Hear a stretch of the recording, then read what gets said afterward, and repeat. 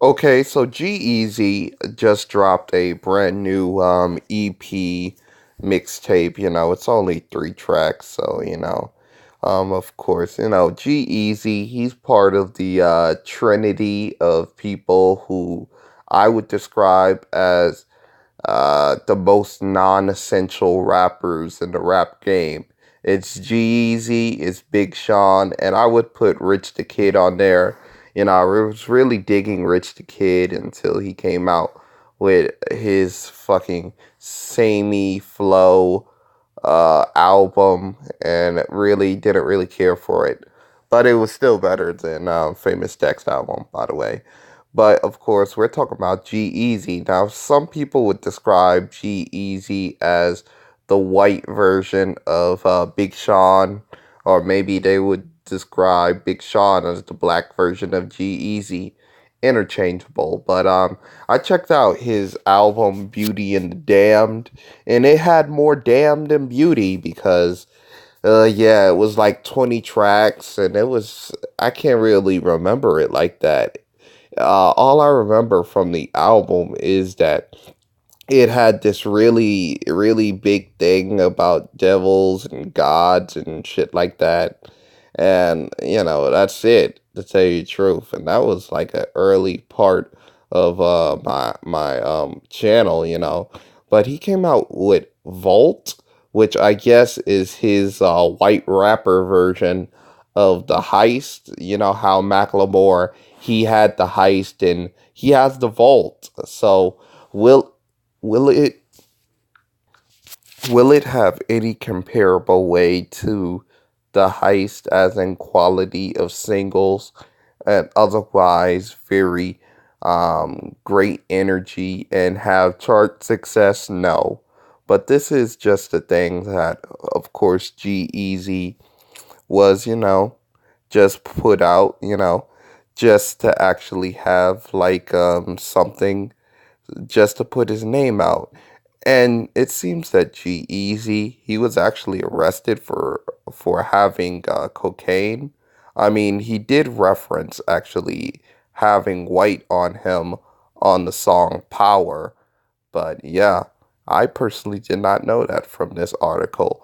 But yeah, let's start with the first track, which is the best track, Over Me, which of course have this very booming uh, bell sample I really like, you know. And G-Eazy on this track reference how he has a whole pharmacy in his pocket, which after the whole Little Peep debacle, I thought that people would stop rapping about drugs. And Little Pump, he said he stopped. But then I hear Esketti, and then I hear him still talking about popping on X pills and whatever. But hey, G-Eazy rhymes about that. And of course, the feature guest, Jay, he really brings an energy to this album, or at least to this EP, that I wish other featured guests brung. Like he says some interesting stuff, like uneducated know-it-all, which of course something that a lot of us, sometimes be. And he does a nice reference to hiding his drugs in casket like he's American gangster. Like Denzel Washington is playing him because that's how they did heroin in the 1970s or 60s or something like that. But overall, when it comes to the quality of the track, I would give it a 3.5. It's a pretty good track. Nothing single worthy, but hey, it's a pretty nice track right here. Now, Wasaki, on the other hand, is another question, is another demon to begin with because Wasaki, you know, it of course kind of have like a likable beat. It has this guy named Global Dan, which I have to say is one of the worst rapper names I ever heard. Like it's like naming yourself International Todd. Like what the hell? Uh, and Global Dan on the track does outdated references to the Shmoney Dance and also Scotty to Hotty, which of course, you put the bitch on Molly, then she fucks everybody, which I thought low key that was a little bit of a rape track to tell you the truth, but that's just me. And of course, G-Eazy, he doesn't fare well either. Actually, come to think about it, the person who really doesn't fare well is Mac Dre, which he does a shout out to Mac Dre, which is a very nice thing to do that G-Eazy did. And he also referenced only wanting fifties and hundreds. So, Ulysses S. Grant doesn't really get his props like that. So hey, shout out to Ulysses S. Grant. But hey, I'm gonna give it a 2.5. It's an okay track, but not the best. And of course, you get to the last and final track, which is of course Power. And I was hoping that it's going to actually have a lot of references to maybe 50 Cent or HR Stars, whatever. But hey, no, it doesn't.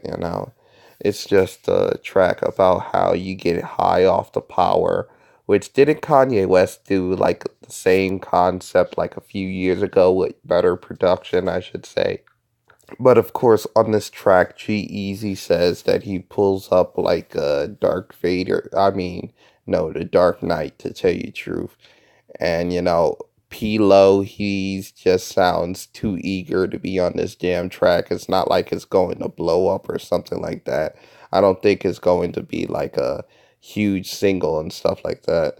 But P-Lo, it seems that he's like a personal friend and he's just happy to get on in the industry, I guess. And you know what? It's fine to really do that. But he didn't really say nothing really that interesting on this track. Neither did G-Eazy did. Oh wait, P-Lo did say something um is something interesting. He said you have no power because your pussy's dry. And I could see somebody telling P-Lo that you have no power because you can't make my pussy wet. Something like that. But yeah, that's the ending of the tracks. And I'm gonna give this a 2. Overall, G-Eazy, he dropped a 3-track format, which is kind of similar to a whole bunch of other artists. So, yet again, G-Eazy's pretty average in that remark. But having a more cut down version of G-Eazy, a more sample sized version of G-Eazy is pretty nice, I have to say. And you know what? The Vault is okay. It's a okay EP. Now, please like, subscribe, share this video. And how do you feel about G-Eazy? I'm out.